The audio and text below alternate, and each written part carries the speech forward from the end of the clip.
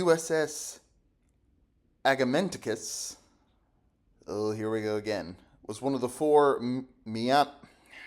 God, why? One of the four Miantonimo class monitors built for the U.S. Navy during the Civil War.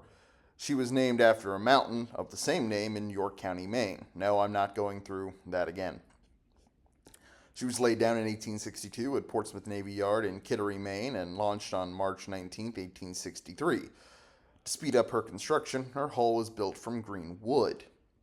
While still building in early 1864, she was modified with the addition of a turret, a roof-height hurricane deck that stretched between the two turrets and around the funnel and ventilator to improve navigation. She was commissioned on May 5, 1865, and prepared to meet the Confederate ironclad CSS Stonewall, which was at sea somewhere in the Atlantic Ocean at the time, and at the time still happened to be flying a Confederate flag. But Stonewall went elsewhere, and presumably changed flags, and the Monitor operated off the northeastern coast of the United States until the war ended.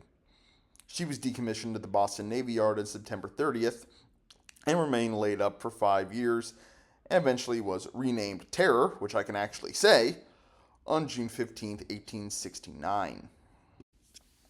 She was recommissioned on May 27, 1870, and was tasked to join the small fleet under the command of Admiral David Farragut that escorted the British ironclad HMS Monarch to Portland as it ferried the body of philanthropist George Peabody from London to his final resting place.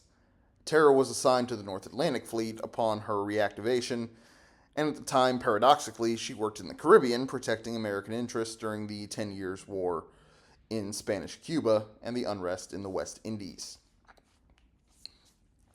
She was relieved of her assignment at Key West on May 17, 1872, and was towed to the Philadelphia Navy Yard by the tug USS Powhatan. Terror was again laid up on June 10th. At this time, she was fitted with an elevated wooden pilot house above the armored pilot house on the forward turret. 2 years later, her wooden hull rotting out from under her, Congress somehow forked out the money to be repaired. The Navy gratefully took the money that most assuredly Congress had needed a powerful decongestant to cough up to repair the ship, and then proceeded to take a few of the fittings from her and place them on a brand new iron-hulled monitor of the same name. The real ship was then sold for scrap.